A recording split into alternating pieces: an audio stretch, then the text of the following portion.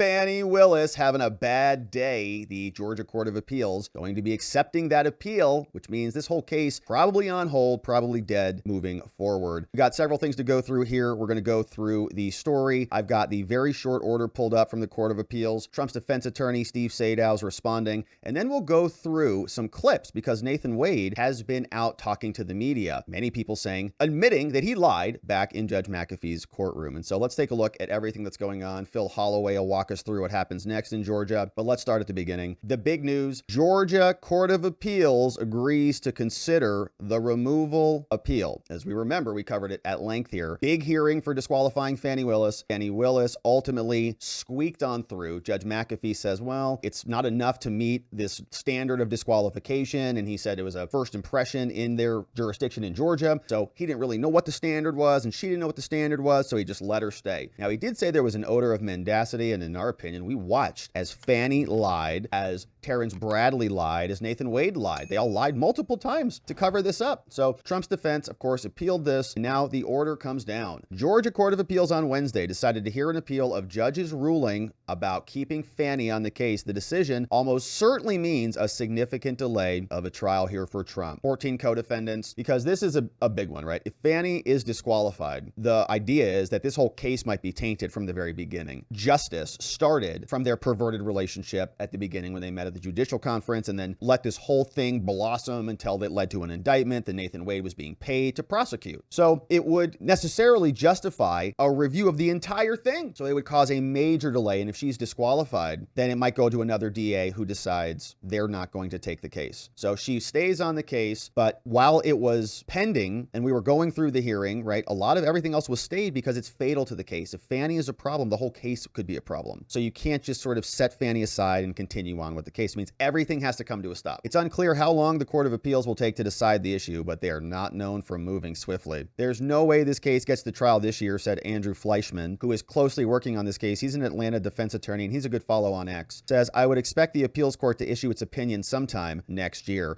Wah, wah, wah. Sorry, Fani. On March 29th, Superior Court Judge McAfee issued a certificate of immediate review, which allowed Trump to appeal his ruling, and he did. We covered that here. Now, an appeal is typically assigned to a 3-judge panel. All it takes is for one judge to accept it. They've done that. Court order, one-page order, did not divulge which judge voted and how. Now, in his order granting the pretrial review, McAfee said, you can go get permission to appeal, but we're continuing this on. Now that it's been accepted, my argument would be everything should stop. Everything needs to be stayed until this issue is resolved. Since you've agreed to hear it now, we're done. McAfee said he will continue working on the case. That was before this happened. Now, 8 defendants, including Trump, requested permission to review. While McAfee ruled that Fani did not have an actual conflict, he said there was an appearance of a conflict, and so she had to get rid of half the bad guy. Now, DA's office has declined to comment as of today. It is a very short order. It comes from the Court of Appeals of the state of Georgia, May 8th, out of Atlanta. Donald Trump versus the state. This is on appeal. Says, upon consideration of the application for interlocutory appeal, it is ordered that it be hereby granted. Oh, Fani blown out. The appellant may file a notice of appeal within 10 days of the date of this order, and the notice is just basically a notice. And then you get the appellate memorandum that comes afterwards, and the appellate memorandum is the real meat and potatoes. That's what we want to sink our teeth into. So the clerk of the court, and usually, I don't practice appellate law in Georgia, but usually the memorandum is due, let's say 90 days after the notice of the appeal. So it could be quite a while until we even get that. So if it is that long, because it takes a long time to create an appeal. The appeal is accepted and granted, then you got to go get all the transcripts, then you got to assemble your memo. I mean, it really takes a lot of work. Both sides have to do this, so they give you long deadlines to do it. So I don't know what it is in Georgia, but even if it's 60, 90 days, it's going all the way out. It's May already. There's no way they get this done before the election, clearly. So the clerk of the Superior Court is directed to include a copy of this order in the record transmitted to the Court of Appeals. Woo! Signed here by the clerk, Stephen Easler. I certify this is true. So, wow. Big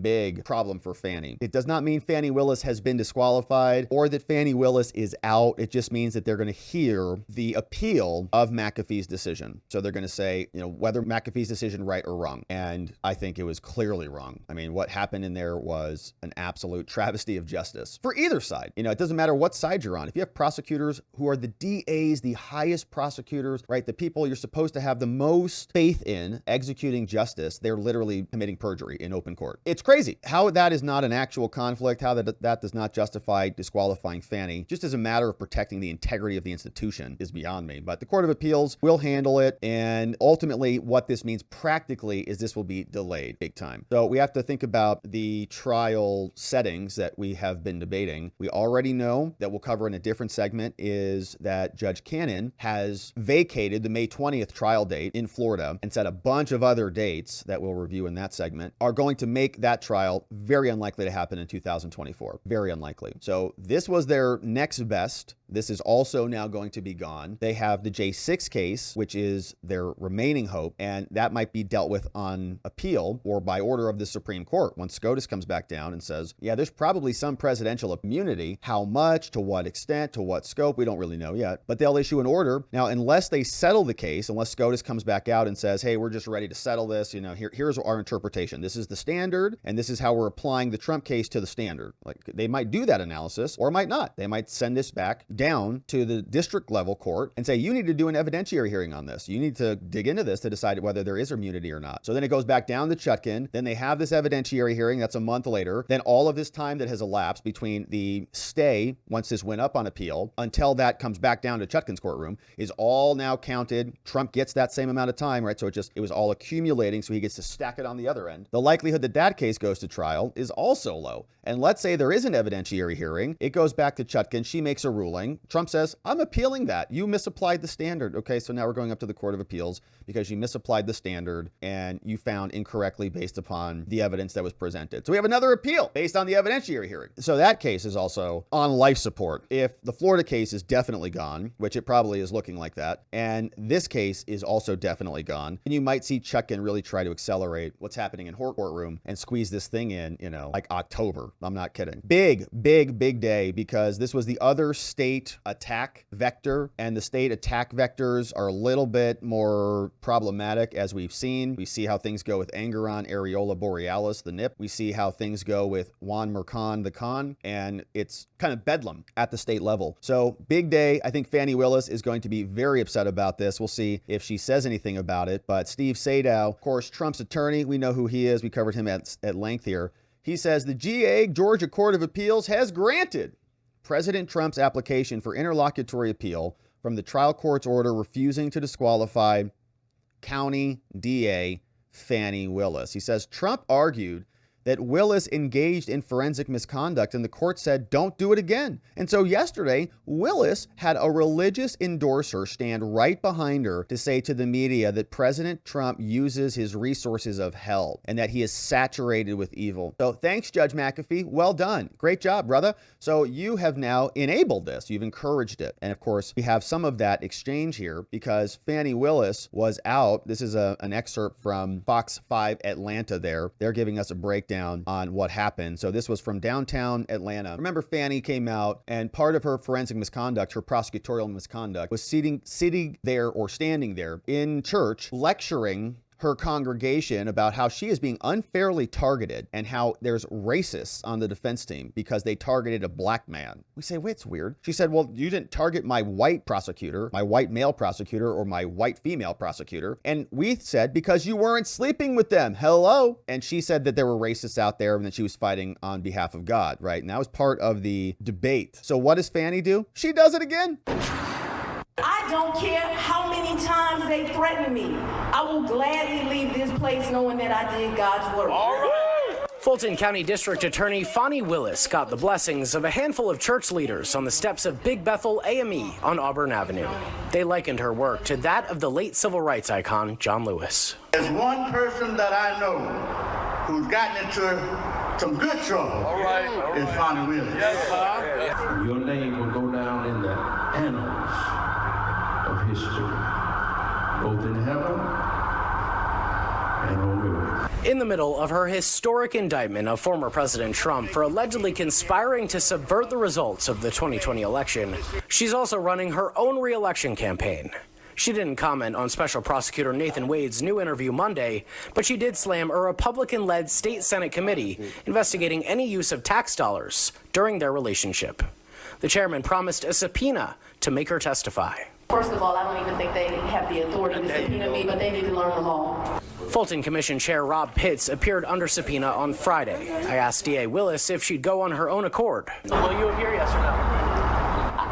I will not appear to anything that is unlawful, and I have not broken the law in any way. I've said it, I'll say it amongst these leaders. I'm sorry folks get pissed off that everybody gets treated evenly. Wow.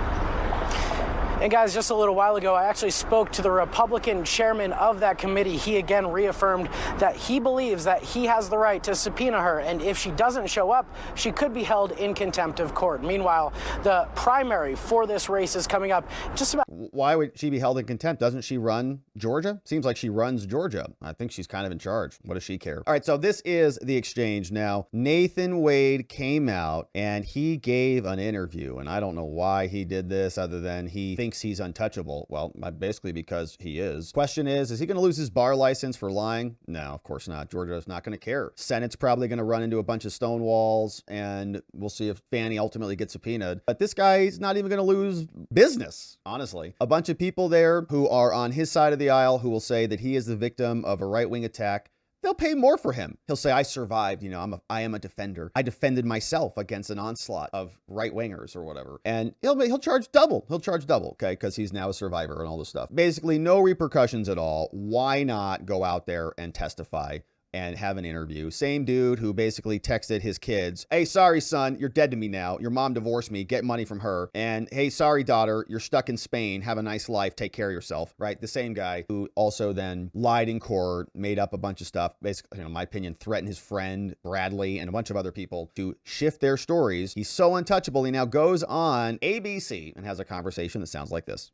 And where the case goes from here. What do you want people to know? I want people to know the real me. So there are those who say you weren't qualified for this case. How do you respond? I respond by saying, let's give it some color. I defended murders, rapes, armed robbers, molesters, mostly okay, so you defended them? Criminal cases that dealt with high stakes, cases? Including life. The picture that was being painted, right, that there was no experience, is just not an accurate one. You and Fani meet in 2019? Yes, ma'am. What was the judicial conference extent of your relationship prior to November 1st of 2021? We met at a judge's conference. We know that, We stayed professional friends for quite a bit of time thereafter. Started to pick up a little bit when COVID started. We began to spend inordinate amounts of time communicating. During the course of the investigation, messages, phone calls, nights, weekends, evenings, mornings. I can't tell you how much time that we spent together. We got closer and closer and closer. Workplace romances are as American as apple pie. It happens to everyone. Not when you're prosecutors. Not when you're prosecutors and you're bound by your oath to do justice, and you're bound by conflict of interest rules, and you're bound by your bar obligations. You're not supposed to just say, oh, sorry, we just love birds. That happens when you are not elected officials. This is not, well, I mean, honestly, we do have a bunch of politicians who are all indicting each other. Right, that's true. But many of them aren't prosecutors who are charging their political opponents with crimes and then going on cruises and vacations and all of those things. I mean, there's more of that now than there was recently. So I don't know, maybe Nathan Wade is just setting the new standard now. He's just like, I'm going to be a trailblazer. This is just new. To the two of us. Do you regret it? I regret that private matter became the focal point of this very important prosecution. I hate that my personal life she brought him on after they were already indicting each other. Begun to overshadow the true issues in the case. But at some point, once that bond is there, and if democracy is on the line, as has been described, do you say, maybe we pause this until after the case is over? Absolutely, absolutely. I'll concede that could have been an approach, but when you are in the middle of it These feelings are developing, and they're like high school you kids. Get to a point to where the feelings are so strong that you start to want to do things that really are none of the public's concern. It wasn't lost upon. It is our concern, okay? You were getting paid $700,000 to go prosecute Joe Biden's political opponent, and Fani's been enlisting you as her lover to go do that. So we have a question about whether you are being paid to prosecute by your lover. It is very clearly a matter of public concern. You're a public prosecutor, Nathan. Two of us that things could bleed over into the case and start to affect it. And so you literally worked on that case. That was your primary reason for being there. Like decision to do what we did. Do what we did. Indict each other. What do you mean by that? In terms of protecting the integrity of the case, keeping the rest of the office out of our personal and private lives at the point that we decided to discontinue the relationship, we did. But it's my understanding that the relationship ended not because you were worried about it bleeding over, but you all just had differences of the value of a male and female in a relationship. Yeah, he wants her to make sandwiches. That you ultimately started having some heated conversations. But correct me if I'm wrong, was there a point that you all stopped because you said, our ethics this is inappropriate, problem, this could impact the integrity of the case? Okay. That's a lot there. Okay, so not really. We didn't have heated conversations to the extent that we were at odds and arguing about. She said you were. Inherent roles of. Well, you know. Fani said on the witness stand, like, oh, according to Mr. Wade, the only thing a woman can do is make me a sandwich, right? I mean, and she said, she's the one who described it as heated conversation. She said that, listen, if I made a statement like that, certainly it was in jest. I'm sure it was. I respect women. So just give me a sense of the timeline as far as when the romance actually started and then once it stopped. Be careful. So early 2022 to after. Late 2023 is the time frame. What after people the investigation, don't see but before the and indictment. don't know is that we continue to have a very close relationship. We are friends. A Washington Post columnist wrote, what were they thinking? How could two seasoned attorneys embroiled in the prosecution of a former president start a romance and not see this trouble coming a mile away? And so what were you thinking in that moment? You don't plan to in love, to develop feelings. You don't plan to fall in love. You don't plan to have some relationship in the workplace. That you don't set out to do that, and those things develop organically. They develop over time. And the minute we had that sobering moment, we discontinued it. January 8th, a motion is brought that reveals that there's been this relationship. At that time, the relationship was over, correct? The romantic aspect of the relationship. Yes, what was going through your mind on that day when it suddenly becomes, I know you've said before it wasn't a secret, but now it does become he got on the phone, man. He started public. Calling a bunch of attorneys and Where started threatening is the people. relevance here? Well, how does this in any way affect the prosecution of those charged in the election interference case? Because you were being paid by your lover to do that. Now, if you were acting as an independent prosecutor, you would have taken a look at this and said, this case is ridiculous. Sorry, baby, I love you, but I can't bring this case. But you were bringing the case because you were getting paid by your lover, and she was getting a benefit from that, going on all of these cruises. And it's a lot of money in a pretty big case. And you were billing a lot of hours. You were billing 24 hours in a day, not even a single pee break. And you went to go meet with the White House. You had $35,000 a month coming into your pocket. So people have concerns about how all of that might implicate your endeavor for justice. 5 days. We didn't hear from you or District Attorney Willis. Why not come forward? At that point, you're a public servant, right? Getting paid from the state of Georgia. Why not say, okay, we'll make a statement, we'll get on top of this, we'll get ahead of this? Let me say this. My conversation here with you today is just that. It's Nathan's conversation. I do not speak for the district attorney's office. I do not speak for their position. As a matter of fact, I'm certain that they would rather me not be having this exchange with you. So you said you didn't want to violate the public's trust. I'm curious, do you think that you've done any kind of damage to this case? None at all. None. None at all. Even the public perception I think of he it. believes that. I think he genuinely believes that. So does Fani, too. You saw her earlier speaking, Kate. I'm totally exonerated. I did nothing wrong. That undermines, I think, her credibility in all of her affairs. And my question is, where else is she committing outright fraud? Where else is she being dishonest on her disclosure forms? Who else is she sleeping with that we haven't found out about yet? My private life became the focal point of the case. My private life has nothing to do with the merits of that prosecution. Donald Trump now is trying. The whole thing was birthed out of your disgusting affair. To get the judge's decision overruled. We'll find out in a week or so if Fani Willis gets to stay on the case. Do you feel, as we sit here today, that this case is in jeopardy?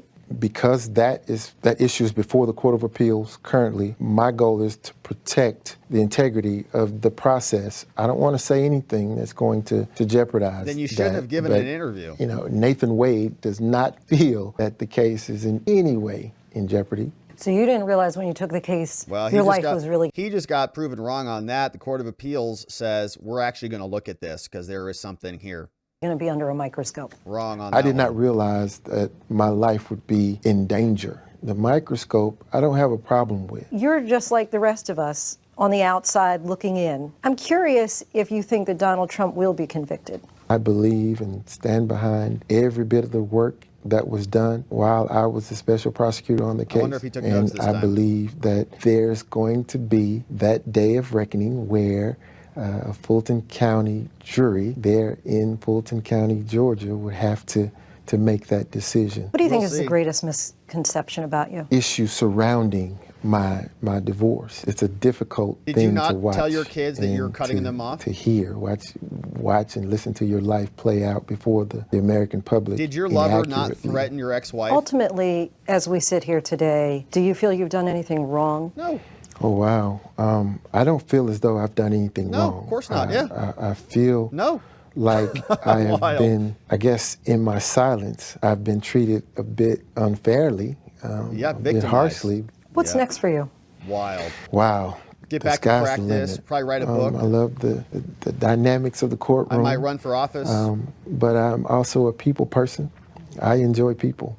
And right now, I think it is just incumbent upon me to unplug, get away from all of it until I can clear my mind and make some rational decisions about why don't you go on a cruise, next steps. Go back to Belize. Yeah, go back to Belize. Okay, so that guy, has sworn an oath as a prosecutor, special counsel, has a law license, has agreed to adhere to all sorts of ethical rules, has prosecuted other people who've committed crimes less serious than his, never lied to a judge to their face. He did all of it. And then sits there and he's so deluded and maladjusted in his brain that he says he's done nothing wrong. That's the kind of person we're dealing with in a prosecutor, just to be clear, right? It's not all prosecutors, but he is a prosecutor and he gets to prosecute people. Okay, that's what's same. I would say that is pretty indicative of Fani's behavior and her mentality, and that permeates the entire Fulton County. That's the type of justice system we are now living in. Wild times. So this is some follow-up from Phil Holloway, who does awesome work. Of course, he's on YouTube, he's on X, and he does great